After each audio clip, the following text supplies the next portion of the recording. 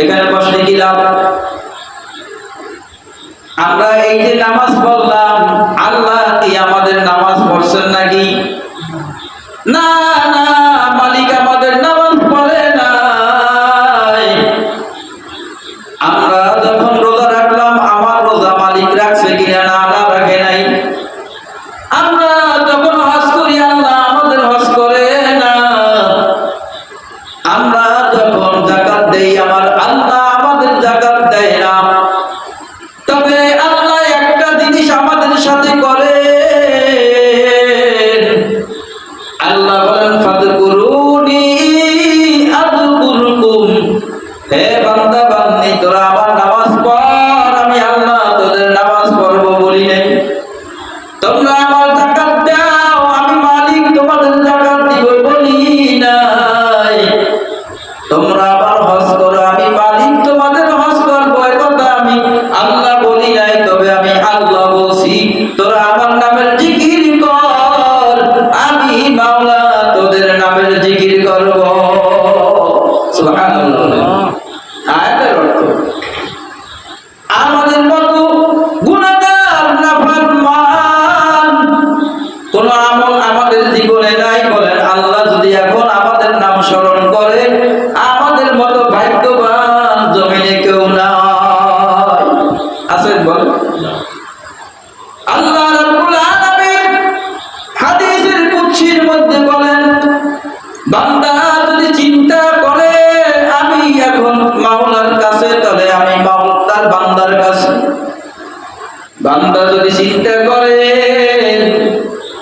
আমি বান্দার অনেক দূরে, তাহলে আমি আল্লাহ তার অনেক দূরে।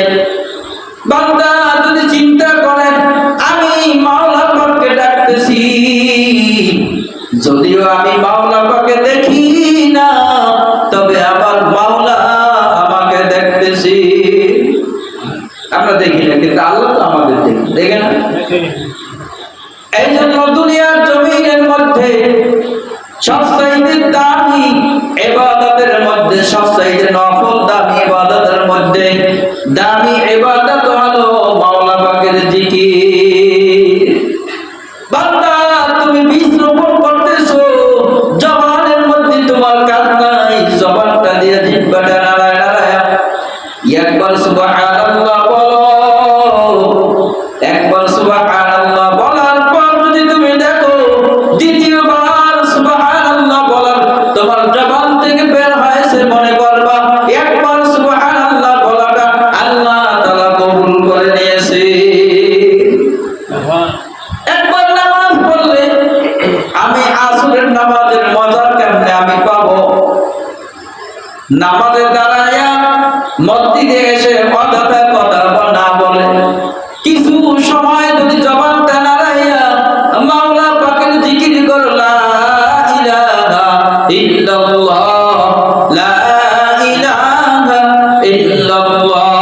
ও আল্লাহর বান্দা, দেখবা নামাজের মধ্যে তোমার রহমত চলে আসে, নামাজের মধ্যে তোমার ভালোবাসা চলে আসে। মসজিদে এসে যদি দুনিয়ার কথা না বলে, নামাজের 2 মিনিট সময় আছে, ওই 2 মিনিট পরও তুমি ইন্তেকাল করতে পারো।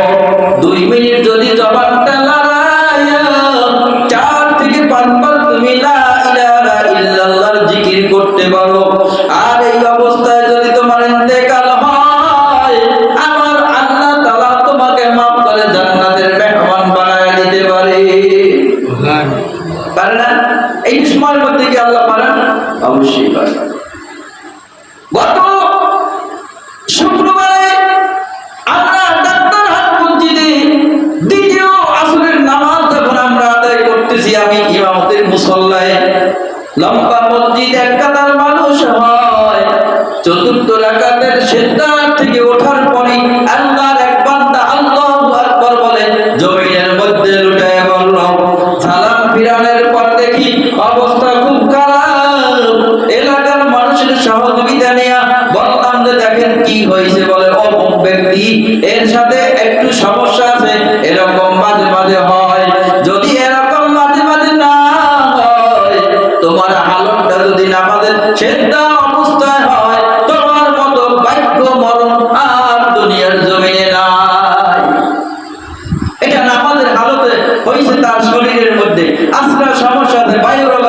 আবার সুস্থ হয়ে যায়। কিন্তু এমন এক আল্লাহর বান্দা আছে যার জিকির করতে করতে টাস টাস থেকে শরীর থেকে রূহটা বের হয়ে যায়। এমন আল্লাহর বান্দারা জমিনের মধ্যে আছে। ওই নূর মুহাম্মদ জানজানবী রাহমাতুল্লাহ আলাইহি যখন জিকির করতেন তিনি নাচানাচি শুরু করতেন। এলাকার মানুষ বলে এমন পীরের মুরিদ হইছো যে খালি নাচানাচি করে। এইবার মুরিদরা বলে হুজুর এলাকার মানুষ আপনাকে পাগল বলতেছে, কারণ পয়গম্বর আরবি সাল্লাল্লাহু আলাইহি ওয়াসাল্লাম বলেছেন আকসিরু যিকরাল্লাহ হাত্তা ইয়াকুলু মাজনুন। তোমরা বেশি বেশি মাওলার জিকির করো যাতে তোমাদেরকে মানুষ পাগল বলে। এইবার নূর মুহাম্মদ জানজানবী রাহমাতুল্লাহ আলাইহি বলেন ওরে যাইয়া বলো নূর মুহাম্মদ নিজে নাচতে পারে আর মানুষদেরকেও নাচাইতে পারে। এবার মুরিদেরা সব একত্র হয়েছেন। এবার নূর মুহাম্মদ জানজানবী রাহমাতুল্লাহ আলাইহি এক মুরিদ গিয়ে বলে এই আমাদের পীর সাহেব নিজে নাচে এবং মানুষদেরকেও নাচাইতে পারে।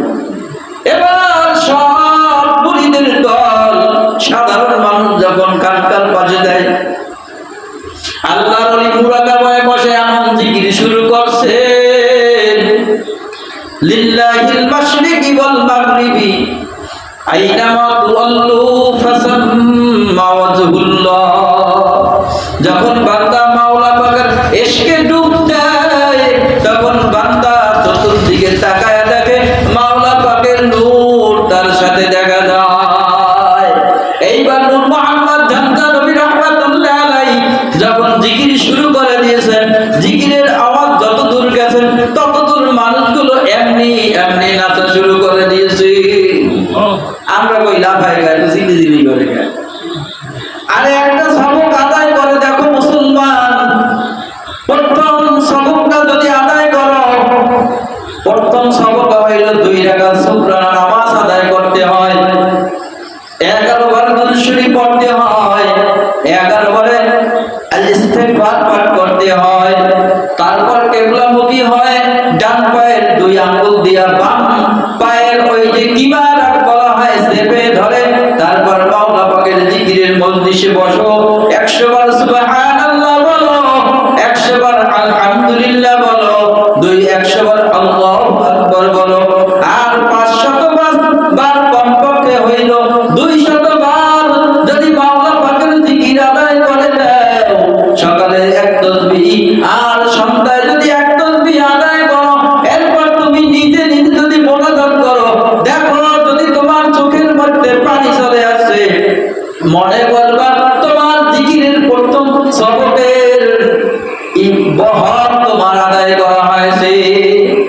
এরকম কয়েকদিন করতে করতে দেখবেন দেখুন মোনাজাতে আপনার চোখে পানি চলে আসছে, মনে করবেন আপনি প্রথম সবকের হক আদায় হয়েছে। এরপরে দ্বিতীয় সবকে বসো, ইল্লাল্লাহ 400 বার, আল্লাহ শব্দটা 600 বার। এভাবে করতে করতে দেখবা মোনাজাতের মধ্যে কান্না চলে আসে। চরমোনাই ফাল্গুনের মাহফিলে গিয়ে 3 নম্বর সবক নিয়ে আসো, 1 বছর সবক আদায় করো, 4র্থ নম্বর সবক আদায় করো, 5ম নম্বর সবক আদায় করো, 6ষ্ঠ নম্বর সবক আদায় করবে। দুনিয়ার জমিনে যদি কেউ বাবা মাকে কষ্ট দেয় তার 6ষ্ঠ নম্বর সবক কিন্তু আদায় হবে না। দুনিয়ার জমিনে যদি আপনার আমার কথা দ্বারা কেউ কষ্ট পায়, আপনার আমার কথা দ্বারা যদি আমার বাবা মা কষ্ট পায়, 6ষ্ঠ নম্বর সবক আদায় হবে না। এরকম করতে করতে 21 নম্বর সবকে যখন তুমি বলবা, তোমার জিকিরের হাত এক জায়গায় জিকির করবে, পা এক জায়গায় জিকির করবে, তোমার চোখ এক জায়গায় জিকির করবে, তোমার জিকিরের সাথে সাথে ঘরের খাট আসমানে উঠে যাবে, আবার নিচে নেমে যাবে। ইব্রাহিম কারি সাহেব রাহমাতুল্লাহ আলাইহি যখন জিকির করতেন, জিকিরের মুরাকাবে এমন পরিমাণ করতেন, ওই যে খাটের উপরে বসে জিকির করতেন, আল্লাহ তাআলার বান্দার জিকিরের কারণে খাট এক হাত উপরে উঠে যাইত। আবার যখন ইল্লাল্লাহ জিকির করতেন, বান্দার খাট আবার 1 বিঘা মাটির নিচে চলে যাইত। সমস্ত ঘরটা কাঁপুন শুরু হইতো। ডাক্তাররা